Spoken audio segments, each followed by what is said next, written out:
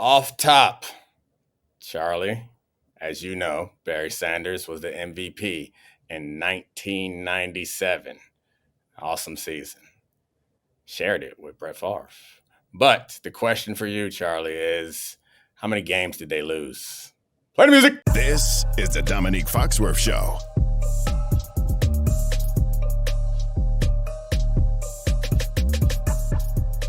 Welcome to the Domonique Foxworth Show. I'm Domonique Foxworth, joined as always by Charlie Kravitz. I'm in New York. He's in D.C. Was it 2 weeks ago? We had some Barry Sanders highlights sent back and forth. Oh, I love highlights. Was it 11 games? Did they lose 11 games?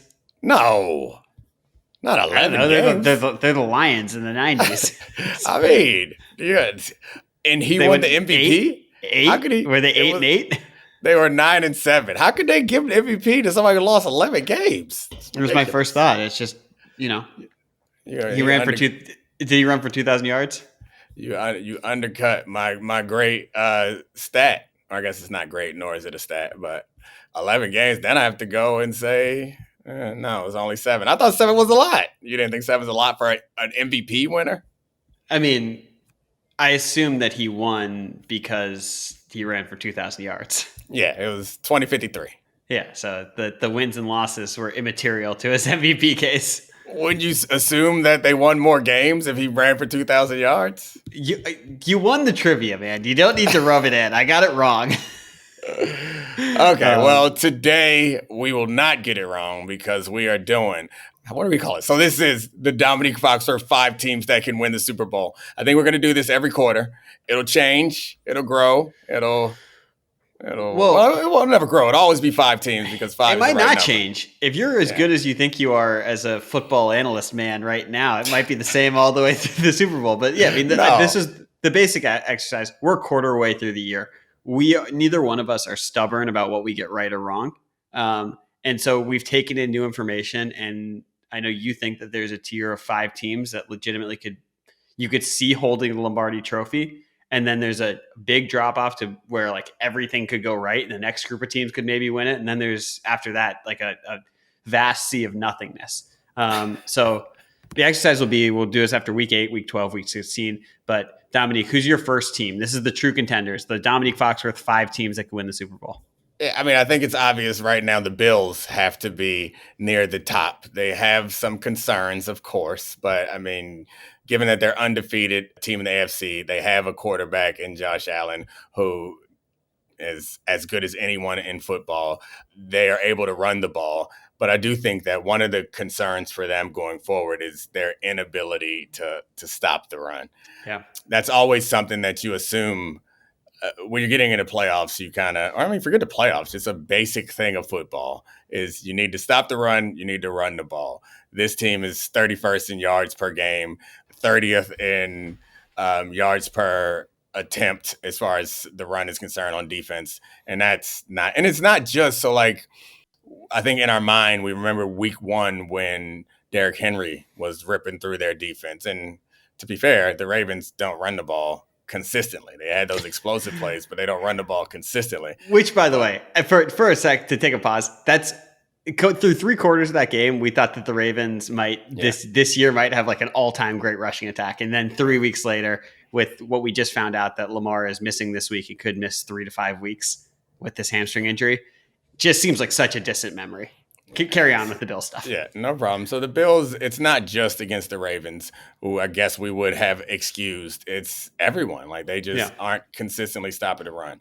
They have injuries up front with Oliver, their D tackle, and Milano, their linebacker. That's not the end of it. They also have it seems like big plays come from missed tackles with them. And Milano tore his pec, so like him returning, I'm not sure what version of him. Like that's a major injury, especially for someone who needs to use those pecs to push blockers off of him to stop the run. And Ed Oliver has an ankle injury, which I assume he'll bounce back from eventually. But they have the good fortune, or maybe the not so good fortune, but the good fortune right now of they're not facing another team the rest of the season that they are not favored in that game, which means they'll probably have a good record. I think they're probably the odds-on favorite to have the home field advantage and bye in the playoffs. the reason why I said maybe not good for them is you got to get tested. And I know this team has been tested in the past, but this version of this team hasn't been tested yet. So what do you think of that, Charlie? I mean, I think they're the easy answer. Through 4 weeks of the season, they look like the team that's won. So I wanted to give an insult stat and a positive stat for each team. And we landed on the same one, the 29th in DVOA against the run, 31st yards per game. That's the insult stat, because it's just like, what happens if they get down in a game and a team is able to take the air out of the ball and there are fewer possessions for Josh Allen to be crazy Superman. And I wanted to give a positive stat for each one. And that is the one I came up with. It's not even a stat. It's their schedule. Yeah. Like, they're 4-0 right now. They have New England next week, Atlanta, a bye, then Carolina before they play Kansas City. And then it's Miami, Tampa, Houston, Pittsburgh, Cincinnati, New England, Cleveland, Philadelphia, New York. They legitimately could win 14 or 15 games this year playing within their comfort zone, which sounds insane in the NFL to just be penciling in wins because everyone is very good. But when you look at the AFC, it seems to be an incredibly top-heavy conference where there are teams with superstar quarterbacks, but all of those teams are very flawed. And then the have-nots have very little in this conference. And the Bills are amongst the haves who have I don't know if they're the least flawed team in the conference, but they've been the least flawed team in the conference through 4 weeks, I think it's fair to say, with this, the big flaw that you pointed out being the running game. But I think that's totally reasonable. I wondered if you said, like, if just scheme wise, how much of their run deficiencies can be fixed? And I don't want to just focus on the negatives with them because they have a lot of positives as well. Yeah. I mean, I think so. This is a team that likes to play with a safety in the box. So like that, that's not an easy solution to like get more aggressive. And their team also like doesn't feel great about their cornerback situation. Benford was dealing with some injury stuff. He's the best corner that they have. So that puts more pressure on them. So like I don't think that there's a ton of scheme stuff they can do about it, but I think what they can do is try to control game script, which is it's kind of a cop-out for us. But when you have a quarterback and an offense like they have, I do think getting up and getting the lead puts them in a position where they don't have to stop the run. The fact of the matter is, if I know the fundamental football thing is like you have to be able to run the ball and stop the run, which is where I started with this. But if you ask me what I'd rather be able to have my defense do, it's probably not stop the run first. If you ask me, what would you rather your defense be better at? I know this sounds counterintuitive, but I'd rather looking like a cornerback. Yeah. And I guess it depends on how bad they are at stopping the run. If we're so bad, and this is my hypothetical team, if my hypothetical team is so bad at stopping the run that the other team never has to pass, then of course that's a problem. But I would rather be able to like roll the dice on running the ball and have more faith in our ability to rush the passer or cover in the back end, because I mean, for obvious reasons, it's 3 yards, 4 yards, 5 yards here or there is something that you can bounce back from. If you stink in the passing game, we're talking 10, 12, 20, 30 yards. That's not something you can bounce back from. So, like, if I'm a Bills fan, I hope we get better at stopping the run, but I'd be, frankly, more concerned about how good we can get at cornerback, because no matter how much zone you want to play, there are down and distances where you have to play man. No one plays zone in short yardage situations. Personnel-wise, how much of that can be mitigated by if Ed Oliver comes back and it's Oliver, Rousseau, Bosa, and they're able to get after the quarterback? And like, I mean, I'm not saying that their cornerback group is perfect, but right. Benford and Johnson and whatever they can get from Hairston, is that group is how much of that can be fixed by heating them up with that defensive line? Yeah, I mean that's it can be fixed because of that. I think when you're throwing the ball, like I think you want to control the explosive plays. Of course, you want to limit those, but when you're looking at the opponent, you want to be able to create some explosive defensive plays, if that is a terminology, which means like interceptions, sack fumbles, just sacks. So that's the risky part. It's why when guys are dropping back to pass and trying to create explosive plays, that's why when we get to the Eagles, we'll talk about the offensive spoiler strategy. alert.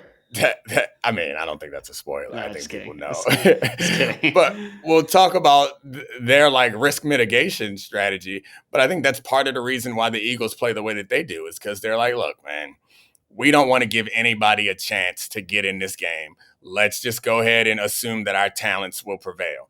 I think the Bills feel a little bit differently because they have an offense that they trust, I think, which is surprising more than it seems like, or at least a quarterback they trust more than it seems like the Eagles trust theirs. So I think they want to get you in those situations where you have to pass because that's, I mean, yeah. Did I seem trepidatious about putting that out there? No, it's just like that they might trust more. No shade to Jalen Hurts, who's incredibly trustworthy in big moments. But I think it's fair to say that the team with Josh Allen trusts him more. They win the turnover battle every single game. The whole thing with Josh Allen, his flaw was that he would mash the buttons and make a crazy decision every once in a while. Going into last week, it was 20 straight games. It was the longest streak in NFL history of winning the turnover battle. This team, even if they regress on the defensive side of the turnover stuff, which they're not like the Jags of this, they're winning the possession battle every single week because they just are aggressive offensively without being incredibly risky. It's a unique combination that I don't know if we've seen this from a quarterback group. This feels very Josh Allen, Lamar Jackson, Patrick Mahomes, this version of Aaron Rodgers, stop turning over the ball and then have that plus ultra aggression from your quarterback, which makes it so damn hard to beat. But yeah, I mean, I think they're well positioned. Obviously, we knew this before the season. Yeah. I don't think there's much to discuss. I think the interesting part is their inability to stop the run. We'll see how they address that going forward, but this isn't a surprise. And I don't want to be totally negative about them. The offense has been because you've given it an Achilles heel. They're our number one contender for a reason. Josh Allen through the first 4 weeks is fair to say been the best quarterback in football, given what's happened to the guys around him in that top tier. James Cook is an incredible weapon for them. They've gotten the most out of Shakir Kincaid and Keon Coleman. They're awesome. They're a really good team. I would put Matt Stafford in that conversation. Sure. If we erase our memories and just go off of what we've seen so far this year, the ridiculous Superman plays that we associate with Josh Allen. Well, Matt's not doing it on the ground, but those throws, we've seen those from Matt so far this season too. But yeah, they're both in that conversation. Just because we won't get to this team, and because I don't want you to have to say it. Honestly, after Stafford and Allen, Dak's been right there too. Oh, yeah. I mean, the problem with Dak, though, is that team is not good. But, yeah, Dak has been on that same tier right now. All right, team number 2. Are these supposed to be in order? No, this is just a top 5 teams. They don't have to be in order. And so before you get mad at us, we're saying all of these teams could be holding the Lombardi Trophy and we wouldn't be surprised. Not this is a ranking from 1 through 5. Don't we want them to get mad at us? Isn't that the point? Isn't that how the internet works? All right, fine. You can have them get mad at us. I got to let my dog out of this room. So the second team another team, I would say the Kansas City Chiefs. That's oh wow, second team. So you have the Chiefs over the Eagles. I said another team. The Eagles. All they do is not lose. And oh my God, it's pretty privilege all over again. My guy just privilege. This is a pretty punishment or something. It's not privilege if they get bumped down. You're just punishing those handsome Kelly Green Eagles. I am punishing them. No, I mean, this is not in order, but I mean, I think what the Chiefs did last week, and I think we always would have kept the Chiefs in this conversation, but what they did last week, and they are still in position to compete for their division, but the prospects for their offense. And I think the questions about them was this more reflection of how bad the Ravens are, or is this a picture of what's to come for the Chiefs offense? They're protecting their quarterback. They still haven't figured out exactly how to run the ball yet, but the defense is still playing incredibly well. They're protecting the quarterback, and they've added explosive weapons on offense. And when they get Rashee Rice back, they'll have even more weapons. So yeah, and it's Patrick Mahomes. I think he's one of those guys that if you get, not one of those guys, he is the guy. Get him in there and see what happens. So I don't think there's a ton of sophisticated analysis for the Chiefs. It's we were waiting for them to see if they could make Patrick Mahomes smile again. if the receivers and the weapons could make him smile again. He smiled. He stuck his tongue out. He's back. Advanced statistic, one smile. It's the first one of the year. It's like a graphic that would be on like Dov Kleiman. Smile with a 1 above it. So, I'm glad the Chiefs stuff is fascinating because before last week, before the Ravens game, we talked on our preview show with Mina about how they were 8th in DVOA. And we're like, that feels weird. Offensive DVOA, like this doesn't seem what this offense has been. After you see what they do, the Ravens were, even though it's a really banged up Ravens defense, which hasn't been good this year, it was just eye-opening of what a new ceiling for the team can be. It's exactly what you talked about. They don't have Rice back yet, but they've got Worthy. They've got Hollywood. Those guys are fast as Mahomes plus protection plus fast as guys is awesome. And, he's only been pressured on 19.5% of his dropbacks, which is the second lowest rate for the Chiefs since 2023, or was last week. And it's like, this is with protection around Mahomes and those fast guys, they should be a good team. It seems it just stands to reason. Like he is the best clutch decision maker in the NFL. He can still make all the throws. Ideally, we don't want him running for 1,000 yards this year, but maybe this revamped offense is something that can keep him in the pocket more and surviving longer, because that didn't seem like a sustainable thing when he was, looking for contact, like he was Cam Scatabo every time he'd leave the pocket. But look, the offense has scored on 54% of its drives this year. That's third best behind the Colts and Bills. That is coming into last week. That would have been shocking. Leaving now, like they seem really positioned, and we should note this. The AFC, we keep coming back to this, is in much more disarray than we thought coming into this season. Like there is no, as much as I like the Bills, there's no clear-cut best team, and the Chiefs now seem right there, which is crazy because they're 2-2. And if they had lost that game to the Ravens, we might view this completely differently. But they didn't. We definitely would. Yeah, they did. Yeah. And I think that's an important point, the flawed point. Like the NFC is a lot more complete teams. The AFC has a lot of flawed teams, and when you have a lot of flawed teams, I think you sometimes default to comfort. And there's nothing more comfortable, I think, than Patrick Mahomes under center. Like they won this division. They won this conference for the past 3 years. They won a division for the past 9, I think, past 8, something like that. They've won it a bunch of times in a row, and might pull it off again, especially with the injuries to the Chargers and just the general inconsistency of the Broncos offense. I think we also talked about what we think about Patrick Mahomes is him holding onto the ball and creating plays and making stuff happen, which this year, or at least this week, he's in this season, for much of this season, he's been getting rid of the ball more quickly, which I think is another arrow towards playmakers. We trust these guys. Let's get rid of the ball.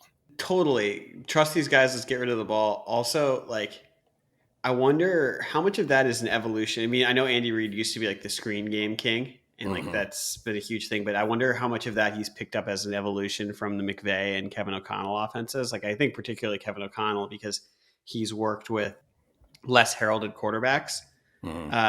And he's, before this year, before his sojourn with McCarthy, had always had quick game to bail them out, to get the ball to the playmakers, and that was Justin Jefferson, Hawkinson, Addison over the course of that. I wonder if Reid, who seems to constantly adapt his offense to the times, has started being we need quick game to get Patrick some layups, even though he's the best of the best. It's still over time makes things easier. All quarterbacks need a little bit of easy button and a little bit of a break and pressure off, which is I think this is not breaking new ground, but I think this is their version of a running game. If they can't run the ball consistently, they're going to find ways that make it easy for them to create some offense, move the ball, and it's not always drop back pass.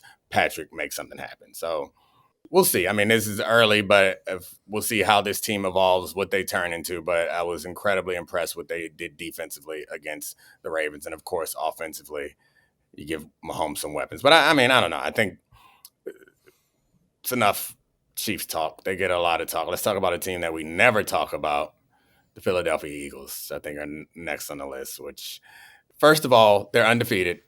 They are the most talented team, I think, in the NFC. Probably. I know you're terrified of Philly fans, but just say what you really think. No, I mean, you made us be all polite to the Bills fans and start saying nice things about them before we were. That's because I think that the Bills are really good.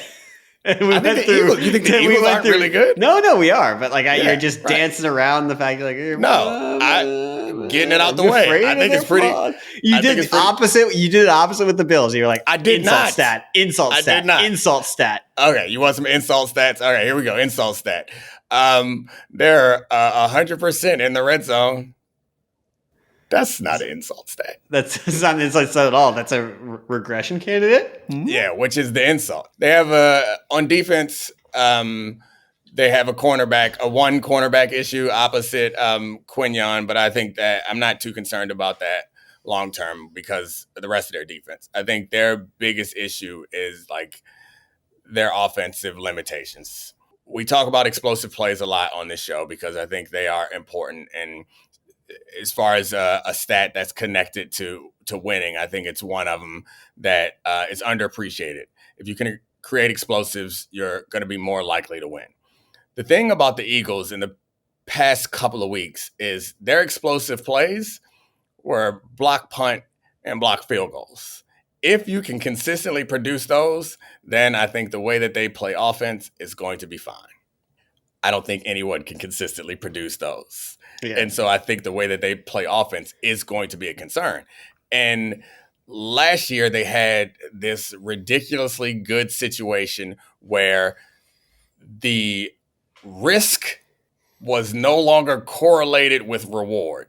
What I mean by that is they were creating explosive plays without drop back passes that take time to develop and sometimes result in turnovers and sometimes more often result in incompletions, which sets you up in a bad situation for your series and for this drive.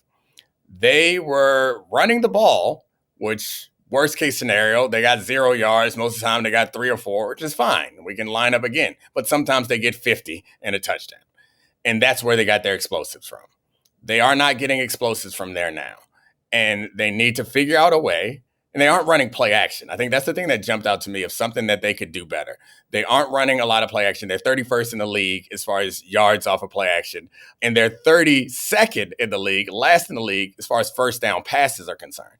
And when teams draw up their game plan to stop the Eagles based on the fact that they had a 2,000-yard rusher last year, teams are trying to stop you from running the ball. How you could be last in the league in throwing the ball on first down is surprising to me, especially given the fact that the way that their scheme is designed, it suggests to me that they don't trust their quarterback.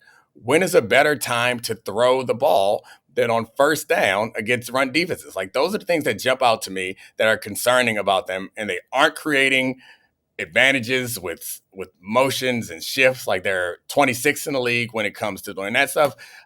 They are a 4-0 team and quite obviously can win the Super Bowl and have a quarterback who won Super Bowl MVP. But watching the way that they're playing now is not going to get it done. They've won 21 straight games that Jalen Hurts has started and finished.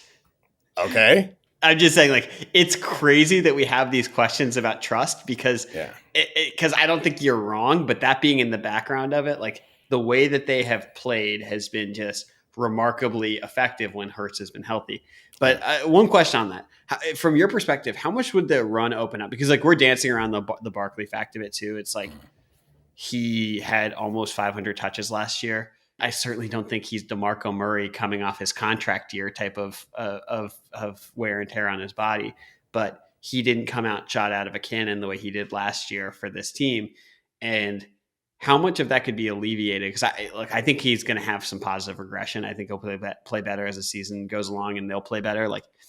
We know that Dickerson is banged up. We know that Lane Johnson is banged up, and we know that Steen can probably play better. And they're going to, I assume that unit and Saquon will play better. But how much of this running game could be opened up by throwing the ball more, by getting the ball to Devontae Smith and AJ Brown and Goddard, not even just in moving the ADOT downfield, but just getting them the ball on early downs with layups. We just talked about layups, and those guys are as good as AJ. I can't imagine there are, 15 guys in the league I'd want with the ball in space more than AJ Brown. Yeah, I mean, I think that's the point I was trying to make is maybe it's just a conservative way that they want to approach these games, but it feels to me like they are waiting for someone to make them attack downfield, which to me is like a situation where you're trailing and you can't run the ball and you have to go downfield,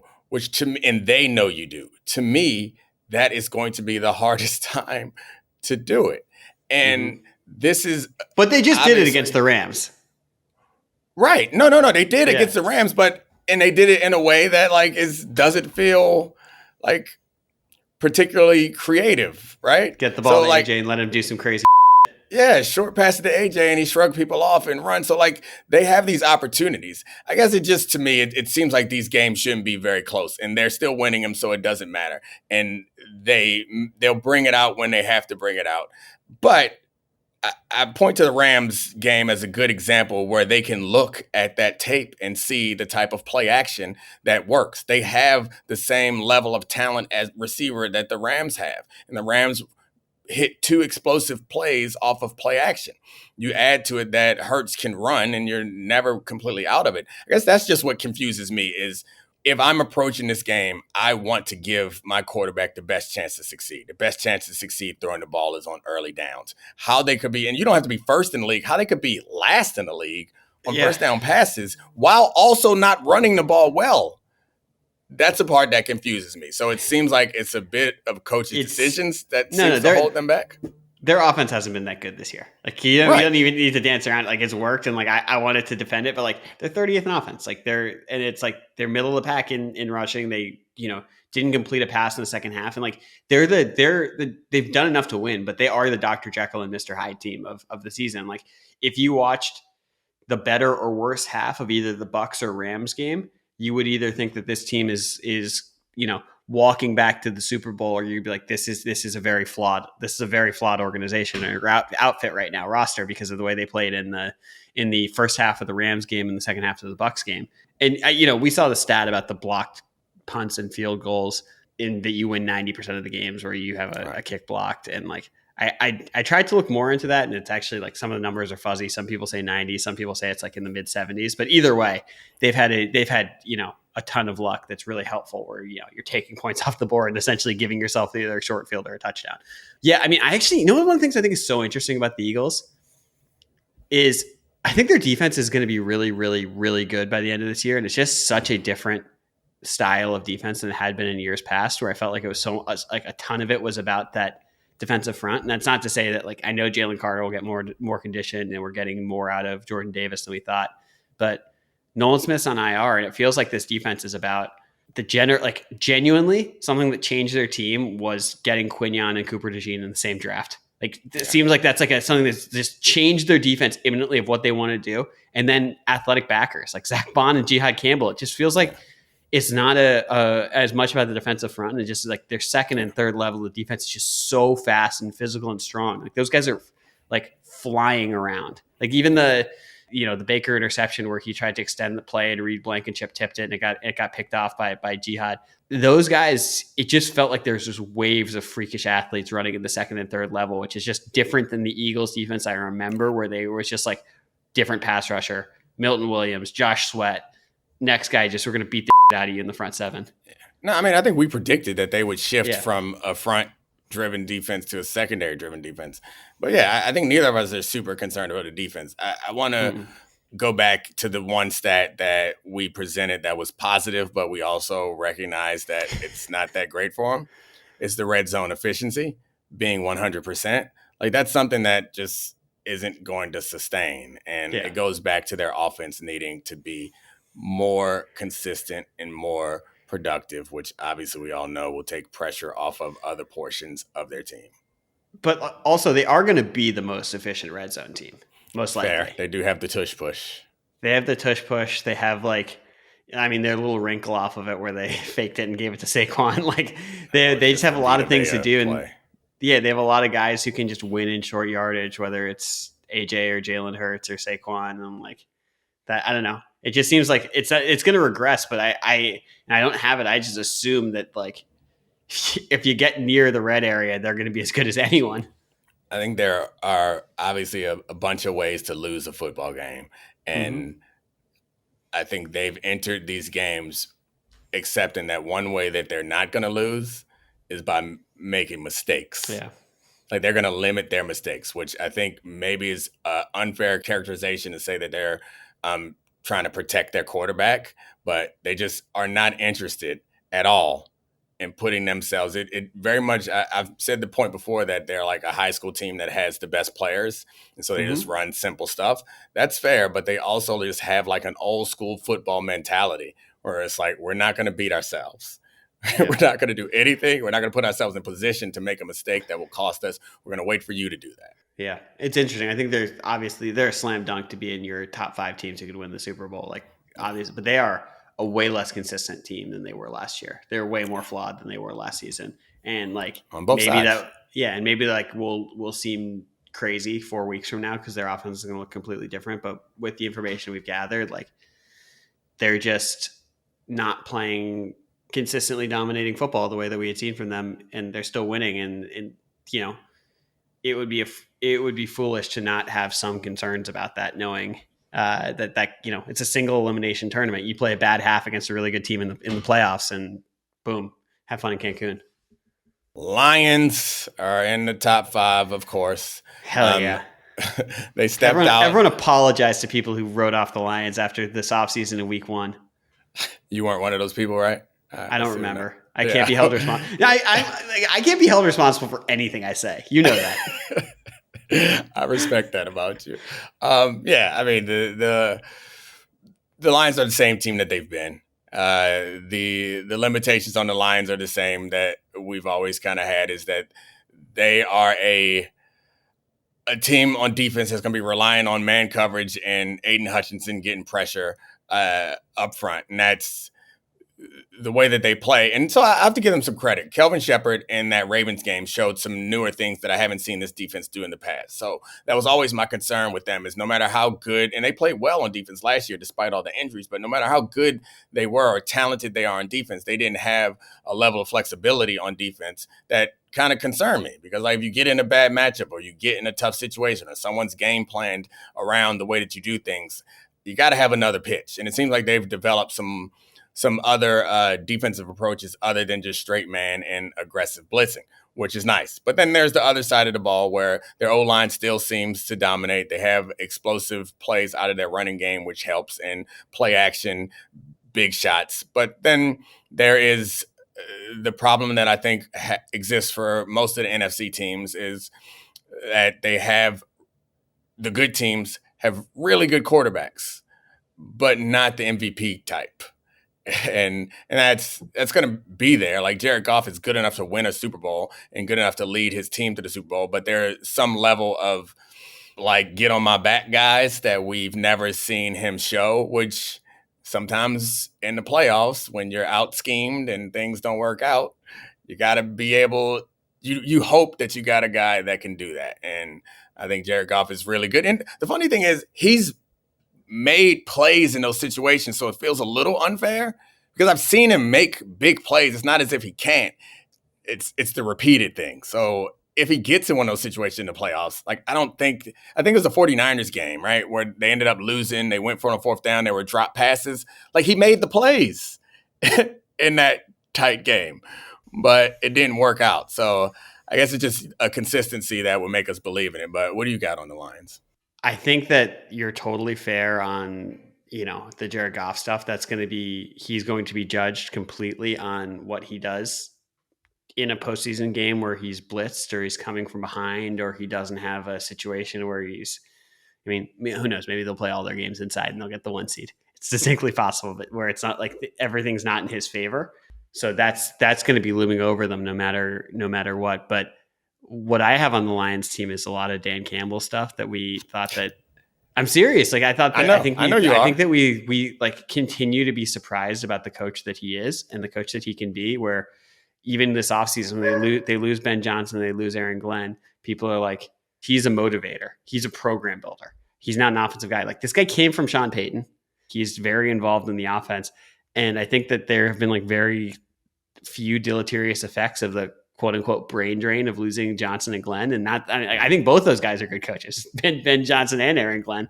But I think that it's just the program is in a spot where they're just as good as they were last year. And also Aiden Hutchinson's a beast and he's back completely. And I did not know that he was going to, after the way his leg broke, that he would come back and be awesome immediately. I think it's fair. We put these coaches in these categories, and there's sometimes guys can be both, and he does come across as like culture builder, loud, aggressive guy who's kind of brutish and like has football in his veins type of guy, not the cerebral guy. But I mean, I think that doesn't mean that he can't understand scheme and help this offense come along. Either way, I think whatever he means to that team is it's unique, and it is if you pick one factor that, I guess Brad Holmes has done a good job of attracting talent, but you pick one person in that organization, it's rare for it to be a coach for any team that you think is a Super Bowl contender. But it does feel like it's the one team where it's not like a quarterback or a defense or something. Like the head coach is special at what they do. It's grit. We're not doing that. It is grit. What do you mean we're not doing that? I mean, it's grit. To be clear, you just push back on people saying, or people assuming that Dan Campbell is not a cerebral, schemy type of coach. And then you try to boil it all down to it's grit. Grit is a part of it, but we also are presenting that Dan Campbell comes off like this, but also has the intellect that comes with being, that we associate with being a schemer. So you said greatness, it's grit. Feels like you're greatness, running game, intellectual juggernaut, technical mastermind.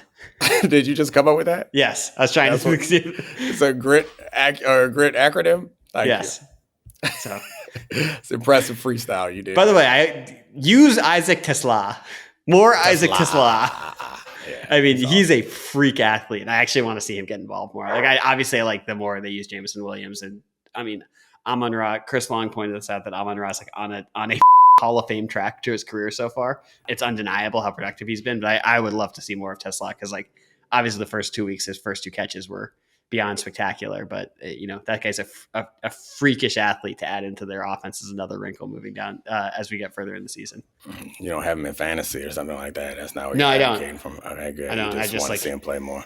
He's awesome. Mr. Explosive Plays guy. Oh no, I agree. I like it. I was just making sure that it wasn't coming from you wanting more targets or something. No, it's just coming from being a ball knower. Are you in ball knower? Oh gosh, what's wrong with you? Are you in a fantasy league? I'm not in any fantasy leagues. I haven't been in one in years. I am in one, but I have to. It's a story that wouldn't be appropriate for air of how I got coerced into it. I got kicked out of. Well, I guess I didn't kicked out. I got uninvited to fantasy leagues because I'm bad about keeping up with all the stuff. It just bores me. I'm not. Let's get back in the fantasy league next year. Yeah, we can do it together. I'm not really a fantasy guy. I was in the Levitard fantasy league once, like the League of Lobos, and I was supposed to be drafting a team for Poppy, and I was like, this will be funny. I'll be cosplaying as Poppy Levitard. I'm only going to draft players with Latin sounding names, the way that he would, the way he always joked about. I was like, it's going to be like Julio Jones and a bunch of kickers, and then after the first round, I was like, what would be funnier is actually just trolling Mike Ryan and taking all the Browns players.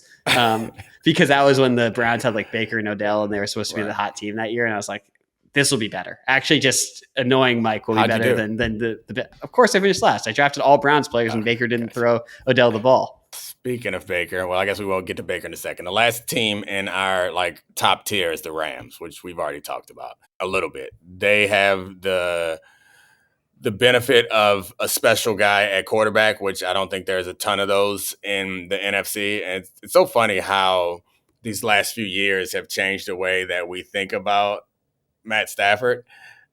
Because I remember after he won a Super Bowl, Orlovsky was talking about how Matt Stafford was going to go to the Hall of Fame. And I was like, that's crazy. That's silly. But it doesn't feel silly anymore, especially after he makes the throws that he is able to make. Like, it's obviously not, I don't think he goes in today, but it doesn't seem as silly anymore, especially if he turns out to win this Super Bowl this year, which they very well can. Like, this most special thing about this team is that they have a lot of special things.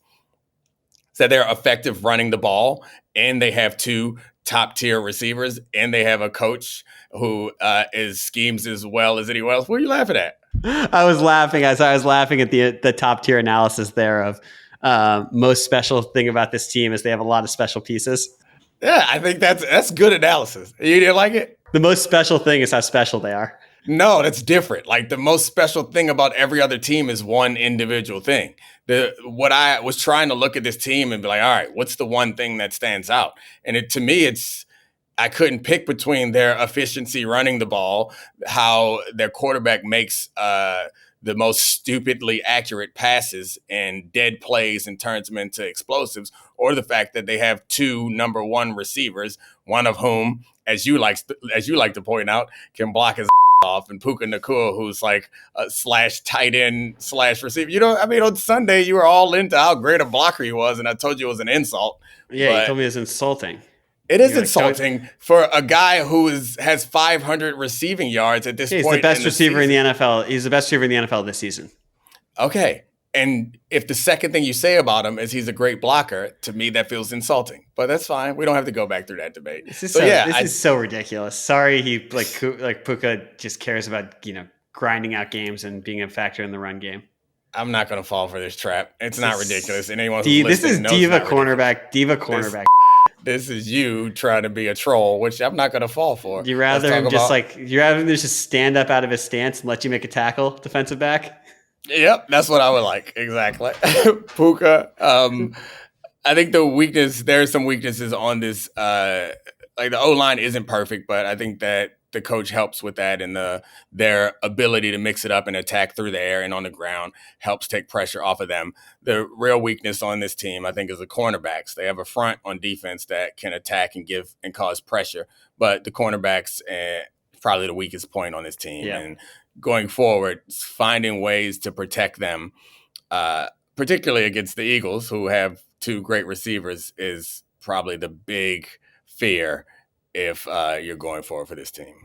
I mean, yeah, that it feels like their pass defense is the defensive line. It's how freakishly strong Jared Verse is, and Fisk and Byron Young are just like, it's across the board. They can just heat him up. They can get after the quarterback. You love to heat them up. The Puka stuff, I feel like people are starting to come around to it. This was like a hot fantasy topic for like the last couple of years, that like Puka was underrated. And I know a lot of the draft people thought that it was sort of a tiny bit foolish how people sort of typecast him as a slot receiver. And now people are coming around being like, no, this guy's just a true number 1 and totally unique player. And he's in the Cooper Kupp role, which is not to diminish what Cooper Kupp was. It's just that Puka is a very unique player. And when you get the ball in his hands, like, he's incredibly physical. He's incredibly hard to stop. He's been the best non-quarterback in the NFL this year, beyond receiver. Yeah, Puka's been awesome. I feel like you had some really good Puka stats, but if you want to go through the first 4 games of the year that Cooper Kupp won the Triple Crown, 40 targets, 32 catches, 458 yards. Puka this year, 50 targets, 42 catches, 503 yards. Matthew Stafford's PFF passing grade when targeting Puka Nacua, 94.8, 81.4 when he's targeting anyone else. Matt Stafford is a 97 QBR when targeting Puka. Essentially, you throw the ball to him, it works at an incredibly high rate. Well, I think that brings us to the end of like our top tier teams. There's a bunch of teams that I think, or not a bunch of teams, but there are a few teams that I think we have who's the example of this? Is it the Giants as example of like, if things break right, we could see this team winning a Super Bowl, but we actually don't think they're better than the top tier teams. It feels like there's like, to me at least, is the best team of that group is, or not the best team. I won't say the best team. The Packers have kind of fallen into that group for us because of how they've looked the last couple of weeks. And as good as we think Jordan Love can be, like they had the clock management issues and a defense that it's possible that Dak is just on another level. But my expectation is that they're going to have to play against teams that are playing well against or playing as well as Dak going forward. And the way that defense looked against a bad team And it was like a revenge game coming off a loss to the Browns where it That's seemed like they had just lost to the Browns. And we thought okay, they're going to come out and beat the brakes off the Cowboys. They always beat the Cowboys, no matter what. Like it seems like every big game they play against them, they beat them. It's Sunday Night Football. You got Jerry looking like a cadaver in his box, and you come out and you don't lay the smackdown. Like you're the Mr. Serious outfit. Like I need a month of you kicking before I can think of you as a serious outfit that's going to hold the Lombardi Trophy. And quite frankly, this is what you get for hurting Jaden Daniels. This is what you get. This is on you. It's bad juju for the entire season. One thing before we move off the Packers, can I just read one stat, which is their PFF special teams grade. Since 2013, they have been 30th, 31st, 14th, 32nd, 30th, 32nd, 24th, 29th, 31st, 26th, 28th, 32nd, and then so far this year, 30th. How is it possible to be that bad on special teams for 13 years? I was going to make the point that they play in a really cold place outside, which probably impacts kicking and punting, but like they aren't their only team that does that. Yeah. So I imagine their division probably, once Devin Hester left, their division probably struggles with special teams because you just can't kick outside, except I guess you get to go into the Vikings dome, but like between the Bears and the Packers, it's probably pretty hard. But yeah, that's an embarrassment. You can't be that bad at special teams and try to win a championship. Okay, roll through the rest of your, if everything breaks right, this team could end up in the top tier teams. And then I do want to talk about the Ravens. That can be the one that we dig into, but give us the full list of your teams of if everything breaks right, they could be there. I mean, I think honestly the Seahawks are in here, but I think they're really good. The Seahawks are probably the closest team to, in my view, to being up above. It's just the Sam Darnold question that remains for the Seahawks. Yeah. So the full list is the Seahawks, Bucks, Chargers, Broncos, Ravens, Colts. I think that's totally fair. I feel the same way about for me, it's the Seahawks and the Bucks where like maybe something, the Bucks need to get a lot healthier and they need a lot of things to break right. But let's talk about the Ravens of this, because honestly, like I think they're probably going to make the playoffs just because of the conference and like, this organizational stability. They got Snoop Huntley to a Pro Bowl. I think he went like 4-2 as a starter or something along those lines. Defense was good back then. Yeah, too. But I don't see a path for this team to really be a contender with this defense. It feels like they're not going to have a pass rush with Madubuike out for the season. Like Kyle Van Noy's hurt. I guess the bailout is that Mike Green can come in now and be an impact player, be like a change for how they can run defense. But Wiggins is hurt. Humphrey's hurt. Roquan is hurt, and before he was hurt, didn't look like the same player that he has been in years past, where he was able to just come in and fix the defense. Like I don't see easy fixes for them on defense. Where like, yeah, they're really bad now, and maybe they can just be below average at some point, and that's a win. But I don't see the path for them playing Ravens football if this defense is. They don't have the horses. Like it just seems like they don't have enough good players on defense. They don't have the horses. Yeah, I mean, it's hard to disagree with you. I think the argument that Ravens apologists would have made was Lamar plays MVP level football and buys them time for their defense to figure things out. I think they might make the playoffs because the challenge is in the division, but this version of the Ravens, I think it's going to be real tough, given that, they also haven't been, which maybe they'll address it, or maybe they'll get better, but they haven't run the ball well, and their offense has been inconsistent. So there's a lot of problems with this team. I think there are coaching fixes to their defense, but it's also, you need talent. You're going to need some talent or some luck and some turnovers or something like that. So I think it's fair to put them just out of respect. I guess we keep them in this conversation, but I don't have high hopes for this team for the rest of the year. I agree. And it's shocking because after week one, even in a loss, we thought they might be the best team in football. But the question, what does an undermanned defense do? How do you like put on the tourniquet and stop the bleeding?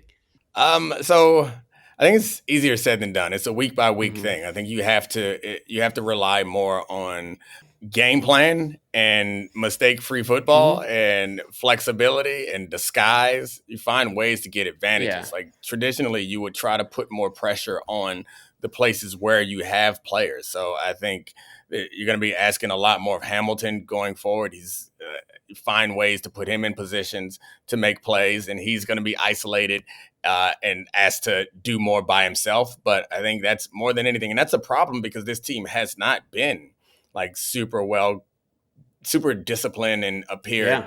So that's going forward. That's the way that you help it is you have everyone in the NFL is good enough. Like no one's so bad that you can't scheme around it. Like it's not early college game where you're playing against some other team that has no quality players. They have quality players, but not enough to take pressure off of other guys. So you're going to have to get your guys in the best possible situation as often as possible. I was just thinking in terms of like if it was basketball and your guys are out, shoot more threes. Yeah. Maybe press more if it's college, things like that, where it's like you play a higher variance style or you try and have fewer possessions and still shoot more threes and like, and what the football equivalent of that is. So it's interesting. I mean, like, honestly, this is probably the most shocking part of the season so far that this Ravens team seems like, I don't want to call them out and like be on the championship DVD, but seems like a lot of things would need to change for them to be, where we thought they were going to be by season's end. Like a lot of things. A DVD? Championship hype video, the championship TikTok edit. There you go. That's better. All right. Dude, Jackson Dart, the best TikTok edits.